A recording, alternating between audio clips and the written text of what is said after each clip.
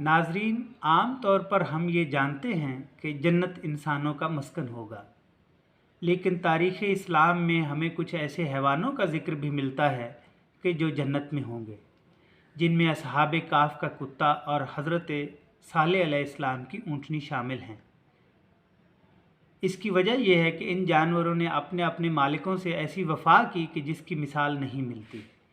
بالکل اسی طرح سے اس فہرست کا تیسرا حیوان امام حسین علیہ السلام کا گھوڑا یعنی ذوالجناح ہے۔ اس ویڈیو میں ہم یہ جانیں گے کہ ذوالجناح کون تھا، کہاں سے آیا اور اس کی شبیہ آج کس طرح سے بنائی جاتی ہے۔ تاریخ میں ہمیں کم از کم 18 گھوڑوں اور 2 اونٹنیوں قصوہ اور غضبہ کا ذکر ملتا ہے، جن پر پیغمبر اسلام صلی اللہ علیہ وآلہ وسلم نے سواری کی۔ ان میں سے 4 گھوڑوں نے کربلا کی جنگ میں حصہ لیا، جن میں سے مرتجز حضرت عباس علمدار کے پاس تھا، عقاب حضرت علی اکبر کی سواری بنا، میمون حضرت قاسم کا راہوار تھا، جبکہ ذوالجناح حضرت امام حسین علیہ السلام کا اس پہ وفادار تھا۔ مجمع البحرین کی روایت کے مطابق جب رسول معظم صلی اللہ علیہ وآلہ وسلم نے دعوت اسلام کی خاطر اپنے قاصد ایران، مصر اور روم بھیجے تو جواب میں مصر کے علاقے اسکندریہ کے بادشاہ مقاوقس نے رسالت مآب صلی اللہ علیہ وآلہ وسلم کی خدمت اقدس میں کچھ تحائف بھیجے، جن میں ایک خاتون جناب ماریہ قبطیہ اور ایک بے مثال گھوڑا شامل تھا۔ رسول خدا صلی اللہ علیہ وآلہ وسلم نے ماریہ قبطیہ کو عقد کے ذریعے داخل حرم کر لیا اور گھوڑے کو پرورش کے لیے جناب امیر علیہ السلام کے سپرد کر دیا۔ نسل کے اعتبار سے ذوالجناح کا تعلق فلسطین کے علاقے سے تھا اور اس کا رنگ ہنائی یعنی مہندی کا تھا۔ اس کی سفید پیشانی پر ٹیکا تھا اور لگام عام گھوڑوں کی نسبت لمبی تھی۔ ذوالجناح کی زین اور رکابیں ایسی قابل احترام کہ رسول خدا، مولا علی اور امام حسن علیہ السلام کے زیر استعمال رہ چکی تھیں۔ سم ایسے کہ سورہ العادیات میں ارشاد الہی ہوا، فالموریاتی قدحً، یعنی جب اپنی ٹاپوں کو پتھریلی زمین پر مارتا تھا تو سموں کی رگڑ سے آگ کی چنگاریاں نکلتی تھیں اور نال ایسی کہ تیغ تیز کا اثر رکھتی تھی۔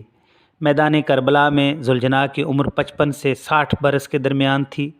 عمر کے لحاظ سے اس بڑھاپے میں بھی بلا کی پھرتی اور ہوتی بھی کیسے نہ کہ جس کو ملکہ تطہیر دختر پیغمبر سلام اللہ علیہ نے اپنی چادر میں جو کھلائے تھے۔ ناظرین، آج بھی قیمتی اور اعلیٰ نسل کا گھوڑا شبیہ ذوالجناح کی غرض سے خریدا جاتا ہے اور دیکھ بھال کے لیے صاحب ثروت افراد یا کسی تنظیم کے حوالے کر دیا جاتا ہے۔ چونکہ یہ شبیہ کی غرض سے وقف ہوتا ہے، اس لیے تاحیات کوئی بھی اس پر سواری نہیں کر سکتا۔ اس کی دیکھ بھال کے لیے باقاعدہ ایک خادم یا سائس کو مقرر کیا جاتا ہے جو ہر طرح سے اس کا خیال رکھتا ہے۔ خوراک میں گھاس دانہ وغیرہ کے علاوہ اس کی مرغوب غذا جیسے دودھ میں بھیگی ہوئی چنے کی دال اور میٹھا وغیرہ بھی شامل ہوتا ہے۔ اس کو روزانہ تقریباً 5 کلومیٹر تک سیر کے لیے لے جایا جاتا ہے۔ جب بھی باہر لے کر جانا مقصود ہو تو یہ ضروری ہے کہ سیاہ چادر سے اس کو ڈھانپ دیا جائے۔ شبیہ ذوالجناح کو عزاداری سید الشہداء کے اجتماعات یا جلوسوں میں برآمد کرنے سے پہلے باقاعدہ طور پر تیار کیا جاتا ہے۔ تیاری کے مراحل میں سب سے پہلے گھوڑے کو نیم گرم پانی یا عرق گلاب سے غسل کروایا جاتا ہے اور پھر سفید چادر اڑھا کر سرخ رنگ خون حسین کی علامت کے طور پر چھڑک دیا جاتا ہے۔ سینہ بند اور راسیں درست کرنے کے بعد اس کی پشت پر پہلے پاکھٹ ڈالی جاتی ہے اور پھر اس پر زین کس دی جاتی ہے۔ ایک علامتی امامہ جس پر کلگی نصب ہوتی ہے زین کے اوپر رکھا جاتا ہے۔ شبیہ کی تزئین و آرائش کسی شہنشاہ، جرنیل یا اعلیٰ سردار کی سواری کے طور پر کی جاتی ہے، جس میں مختلف زیورات اور جنگی آلات وغیرہ شامل ہوتے ہیں۔ اور اگر عقیدت کی نگاہ سے دیکھا جائے تو شبیہ ذوالجناح کی تیاری کسی دلہن کی تیاری سے کم نہیں ہوتی ہے۔ لگام، زین اور رکابیں چمڑے کی ہوتی ہیں جن پر بعض اوقات مختلف قیمتی پتھر جڑے ہوتے ہیں۔ سامان حرب میں ذوالجناح کے ایک طرف تلوار اور ڈھال یا کمان اور ترکش آویزاں کیے جاتے ہیں، جبکہ گردن میں سونے یا چاندی کی زرہ پہنائی جاتی ہے جس کو گردنہ بھی کہا جاتا ہے۔ خواتین کربلا کی یاد میں کچھ دوپٹے بھی گردن میں باندھے جاتے ہیں۔ پاؤں میں فولادی کڑے اور ماتھے پر جھومر سجایا جاتا ہے۔ عقیدت مندوں کے لیے ذوالجناح کو دیکھ کر اسے سلام کرنا ہاتھ لگانا، چومنا، منتیں اور مرادیں مانگنا اور تعظیم بجا لانا پاک امام سے محبت و مودت کے اظہار کا ذریعہ سمجھا جاتا ہے۔ سن 61 ہجری کی 10ویں محرم کو صحرائے نینوا میں جب اصحاب اور تمام رشتہ دار، بھائی، بیٹے، بھانجے اور بھتیجے دین اسلام پر قربان ہو چکے تو بالآخر امام مظلوم خود ذوالجناح کی پشت پر بیٹھ کر تنہا یزیدی لشکر کے ساتھ برسر پیکار ہوئے۔ لڑائی کے دوران ایک ملعون کا تیر لگنے سے آپ زین پر سنبھل نہ سکے اور سر پر دوڑتے ہوئے گھوڑے کی زین سے اچانک زمین پر آ گئے۔ ذوالجناح نے 17ویں قدم پر محسوس کیا کہ اس کا سوار اس کی زین پر نہیں ہے، جس پر وہ آگے جا کر رکا اور واپس آ کر امام حسین علیہ السلام کے پاس گردن جھکا کر کھڑا ہو گیا، جیسے شرمندہ ہو۔ 1950 زخموں سے چور امام نے اپنے راہوار کو جانے کا اشارہ کیا، لیکن وہ بضد تھا کہ امام واپس زین پر آ جائیں۔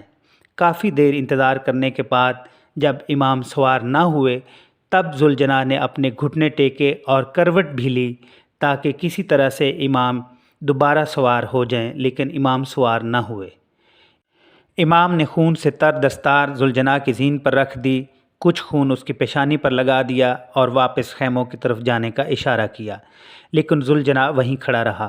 جیسے ہی امام نے نماز ادا کرنا شروع کی تو فوج اشقیاء نے تنہا دیکھ کر چاروں اور سے تیروں کی بارش کر دی۔ ذوالجناح نے جب یہ دیکھا تو فوراً آگے بڑھا اور امام کو اپنے حصار میں لیتے ہوئے چاروں طرف تیزی سے طواف کرنے لگا۔ وہ ہر تیر کو آگے بڑھ کر اپنے جسم پر لے رہا تھا۔ ناظرین، ذوالجناح کا اصل نام تو جناح تھا، جسے رسول خدا صلی اللہ علیہ وآلہ وسلم پیار سے الورد یعنی گلاب کا پھول بھی کہتے تھے۔ یہ وہ جناح تھا کہ میدان کربلا میں جب اس کا جسم ایک طرف سے تیروں سے پر ہو گیا تو اس نے مخالف سمت میں چکر لگانا شروع کر دیے، حتیٰ کہ اس کا جسم دونوں طرف سے تیروں سے بھر گیا۔ ایک روایت کے مطابق جناح دور سے 2 پروں والا گھوڑا محسوس ہوتا تھا، جس کو عربی زبان میں ذوالجناح کہتے ہیں۔ بالآخر ان پروں کو اپنی وفاداری کا گواہ بنا کر خون حسین سے رنگین پیشانی کے ساتھ شہادت امام مظلوم کا پیغام لے کر خیموں کی طرف واپس لوٹ گیا۔ ناظرین، ہماری ویڈیوز زیادہ سے زیادہ دیکھنے کے لیے ہمارے چینل کو سبسکرائب کریں، لائک کریں، شیئر کریں اور کمنٹ کریں۔ آپ کا بہت شکریہ۔